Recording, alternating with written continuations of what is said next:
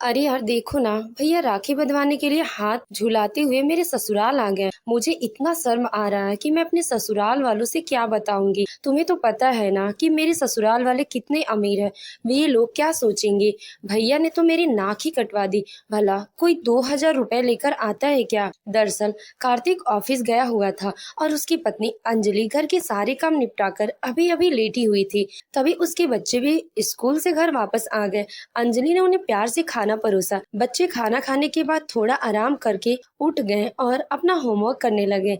इसी बीच अंजलि के फोन की घंटी बजी। उसने फोन उठाया तो दूसरी तरफ से कार्तिक था। कार्तिक बोला, सुनो, आज रात का खाना हम लोग बाहर ही खाएंगे और रक्षाबंधन की शॉपिंग भी कर लेंगे। तुम बच्चों के साथ तैयार रहना, मैं ऑफिस से आते ही निकल जाऊंगा। ये सुनकर अंजलि बहुत खुश हो गई। उसने ये बात बच्चों को भी बताई तो बच्चे भी जल्दी जल्दी अपना होमवर्क पूरा करने लगे।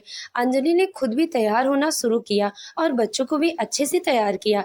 इसके बाद वह रसोई में जाकर चाय बनाने लगी। तभी कार्तिक घर पहुंच गया। अंजलि उस वक्त रसोई में गुनगुनाते हुए चाय बना रही थी। कार्तिक ने चुपके से पीछे से आकर उसे अपनी बाहों में भर लिया। अंजलि हल्का सा शर्मा कर उसके सीने से लग गई और मुस्कुराती हुई बोली, क्या बात है जी, आज आपको मुझ पर इतना प्यार क्यों आ रहा है। तो कार्तिक मुस्कुराकर कहने लगा, तुम हो ही इतनी प्यारी तो प्यार क्यों नहीं आएगा।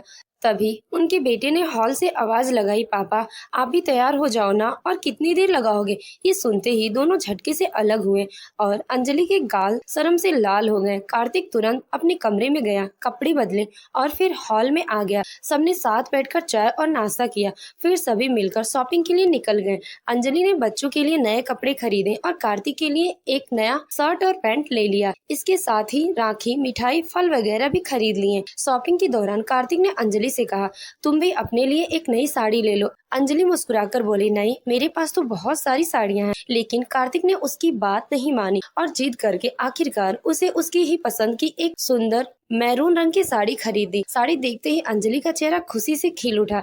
वैसे तो उसके पास साड़ियों की कोई कमी नहीं थी, लेकिन जब पति इतने प्यार से मनुहार करके कुछ कह देते हैं तो पत्नी का मन प्रसन्न ही हो जाता है। उसके बाद सबने मिलकर बाहर डिनर किया और फिर घर जाने के लिए निकल पड़े।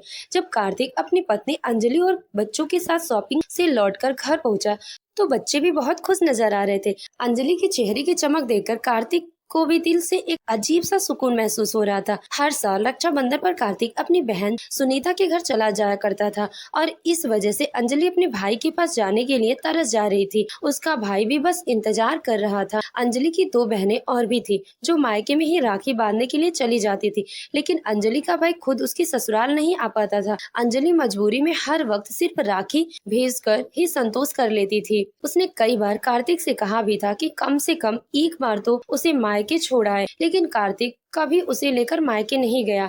अंजलि का मायका करीब 18 घंटे की दूरी पर था, इसीलिए वह बच्चों को लेकर अकेले भी सफर नहीं कर पाती थी। कार्तिक हर साल अपनी बहन के ससुराल में महंगे महंगे उपहार लेकर जाता था। आखिर उसे अपनी बहन के ससुराल में उसका मान भी तो बनाए रखना था, नहीं तो लोग यही कहेंगे कि देखो, इसके मायके वालों ने कुछ दिया ही नहीं। माता पिता की मृत्यु के बाद कार्तिक के मन में यह भाव गहराई से बैठ गया कि अब उसकी बहन की पूरी जिम्मेदारी उसी की है। इसीलिए हर साल रक्षाबंधन पर वो अपनी बहन के साथ ही मनाता था। इसी चक्कर में वो अंजलि की भावनाओं को भी अनजाने में नजरअंदाज कर देता था, जो हर बार अपने भाई के पास जाने के लिए इच्छा रखती थी। कार्तिक की बहन सुनीता का ससुराल बहुत अमीर परिवार था। उसके माता पिता ने भी दान दहेज देकर अपनी बेटी का विवाह एक रईस खानदान में किया था। कार्तिक अपनी बहन की खुशहाली देखकर हमेशा संतुष्ट रहता था, मगर जब भी वो त्योहार पर सुनीता के लिए कोई उपहार लेके जाता, सुनीता उसमें कोई ना कोई कमी निकाल कर देती। कहती, भैया ये सब हमारे स्टैंडर्ड का नहीं है। इस बात से कार्तिक कई बार आहत भी होता था, लेकिन उसने एक हल निकाल लिया था। अब वह नगद पैसे लेकर ही उसके ससुराल जाता और सुनीता से कहता, तू अपने मनपसंद की चीजें खरीद लेना। इस बात से सुनीता बहुत खुश हो जाती थी। आज जब कार्तिक अपनी पत्नी अंजलि और बच्चों के साथ शॉपिंग से लाया हुआ सामान बैठकर देख रहा था, तभी उसके फोन की घंटी बजी। स्क्रीन पर सुनीता का नाम देखकर कार्तिक के चेहरे पर अपने आप मुस्कुराहट आ गई। वह चुपचाप उठकर खिड़की के पास जाकर खड़ा हो गया और फोन रिसीव किया। फोन पर सुनीता कहने लगी, भैया इस बार रक्षाबंधन पर आ रहे हो ना, देखिए इस बार मेरी देवरानी भी आ चुकी है, तो जरा सोच समझकर पैसे दीजिएगा। अभी सुनीता इतना ही कह पाई थी कि तभी नेटवर्क की समस्या की वजह से फोन कट गया। कार्तिक ने दोबारा कॉल करने की कोशिश नहीं की और उधर से भी दोबारा फोन नहीं आया। शायद वहाँ भी नेटवर्क की दिक्कत थी। कार्तिक चुपचाप आकर वापस सोफे पर बैठ गया। उसके बच्चे खुशी खुशी प्लानिंग कर रहे थे कि इस बार वो मामा के घर जाकर रक्षाबंधन पर कितनी मस्ती करेंगे। अंजलि के चेहरे पर भी एक अलग सी चमक थी, क्योंकि शादी के 12 साल बाद पहली बार रक्षाबंधन पर उसे अपने मायके जाने का मौका मिल रहा था। कार्तिक की नजर अंजलि के चेहरे की उस खुशी पर पड़ी जो उसका दिल भी हल्का सा मुस्कुरा उठा, लेकिन अगले ही पल उसका मन पिछले साल की परेशानियों में खो गया। उस समय उसकी आर्थिक स्थिति बहुत खराब हो गई थी। आर्थिक मंदी की वजह से उसकी नौकरी भी चली गई थी और घर में राशन पानी तक का इंतजाम करना मुश्किल हो गया था। इसी बीच रक्षाबंधन का त्योहार आ गया। कार्तिक ने अपनी बहन को अपनी नौकरी छूटने और मुश्किल हालत के बारे में सब कुछ सच सच बता दिया था। उसे उम्मीद थी कि उसकी बहन उसकी मजबूरी को समझेगी, लेकिन वो फिर भी बहन के ससुराल गया, सिर्फ उस पवित्र रिश्ते की लाज रखने के लिए। इस बार वह पहले की तरह ज्यादा कैश नहीं दे पाया, लेकिन किसी तरह से 2000 का इंतजाम करके अपनी बहन को देने पहुंच गया। जब राखी बांधने के बाद कार्तिक ने उसे लिफाफा सुनीता को पकड़ाया तो नोट देखते ही सुनीता का चेहरा उतर गया। लिफाफे में सिर्फ 2000 देकर वह तुरंत चाय बनाने के बहाने से रसोई में चली गई। चाय बनाते बनाते सुनीता ने अपनी खास सहेली को फोन लगाया और मुंह बनाते हुए कहने लगी, देखो ना भैया राखी पर ऐसे ही खाली हाथ झुलाते हुए चले आए।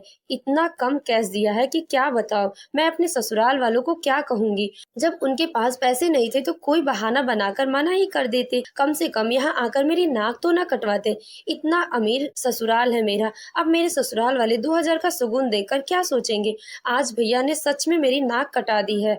मैं तो सोच रही हूँ कि अपने पास पड़े कुछ रुपया मिलाकर घर में दिखा दूं कि भैया ने ज्यादा पैसे दिए हैं। इतना कहकर वह चाय कप में छानने लगी, मगर उसे क्या पता था कि पीछे खड़ा कार्तिक उसकी हर बात सुन चुका था।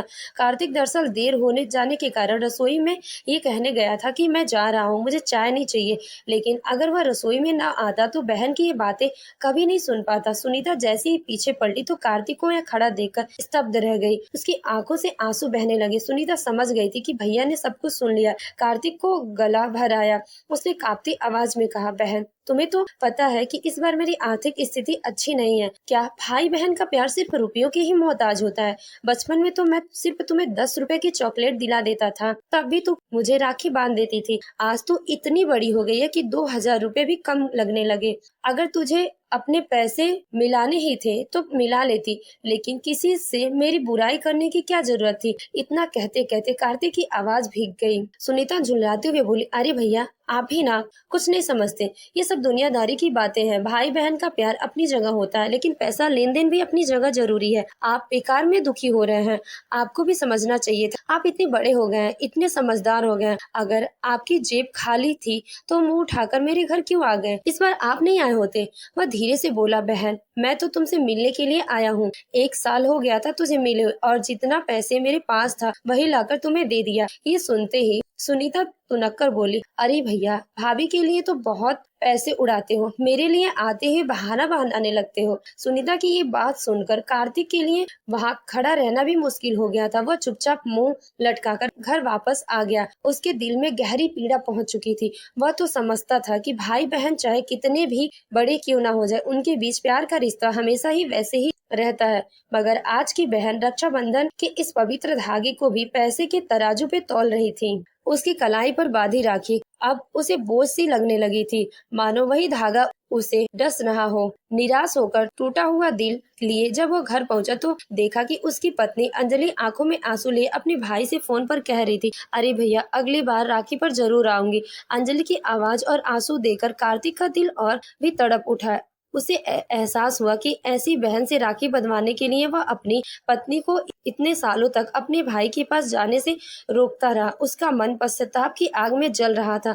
उसने अपनी बहन के बुरे व्यवहार के बारे में किसी को कुछ नहीं बताया, बस भीतर ही भीतर घुटता रहा।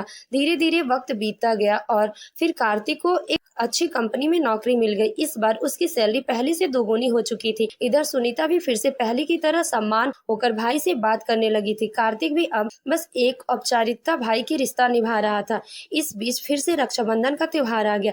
इस बार चूंकि कार्तिक के पास पैसे की कोई कमी नहीं थी तो सुनीता बड़े प्यार से और मनोहार से उसे अपने ससुराल बुला रही थी। थोड़ी देर बाद फिर से कार्तिक का फोन बजा। उसने फोन रिसीव किया तो सुनीता उत्साहित होकर कहने लगी, हाँ भैया, मैं आपको शुभ मुहूर्त बता देती हूँ, आप रक्षाबंधन के दिन मेरे ससुराल चले आना। ये सुनकर कार्तिक ने हल्की सी मुस्कान के साथ तंज कसते हुए कहा, क्यों, इस बार मेरी आर्थिक स्थिति ठीक है, इसीलिए तेरी नाक नहीं कटेगी, बस यही बात है ना। ये सुनकर सुनीता चुप हो गई। सुनीता फिर से बात संभालते हुए कहने लगी, भैया आप पुरानी बातों को दिल से निकाल दीजिए, बस मैंने ऐसे ही नादानी में कह दिया था, मुझे माफ कर दो और रक्षाबंधन पर घर आ जाना। और आपको तो पता है कि मेरे ससुराल वाले कितने अमीर हैं, तो उनके हिसाब से रुपए तो आपको देने ही होंगे ना। कार्तिक हल्की सी व्यंग भरी मुस्कान के साथ बोला, नहीं बहना, इस बार मैं तेरी भाभी को लेकर उसके मायके जा रहा हूँ, उसे भी रक्षाबंधन मनाने का उतना ही हक है जितना तुमको। मैं हर बार तेरे पास इतने सालों से आता रहा हूँ, फिर तू ऐसा कर,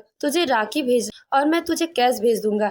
इतना कहकर कार्तिक ने फोन काट दिया। आज उसके दिल को एक अजीब सा सुकून था कि वह दिखावे के रिश्ते के लिए अपनी पत्नी के साथ अन्याय कर रहा था। अंजलि भी कार्तिक के बदले हुए व्यवहार से खुश थी कि 12 साल बाद ही सही, कम से कम उसके अंदर यह बदलाव तो आया। दोस्तों, आपको क्या लगता है, क्या कार्तिक का यह फैसला सही था, या फिर इतना सब कुछ होने के बाद भी उसे राखी बंधवाने के लिए अपनी बहन के ससुराल जाना चाहिए था? अपने विचार कमेंट बॉक्स में जरूर बताइए। अगर आपको कहानी अच्छी लगी हो तो वीडियो को लाइक करें और हमारे चैनल को सब्सक्राइब करना ना भूलें। धन्यवाद।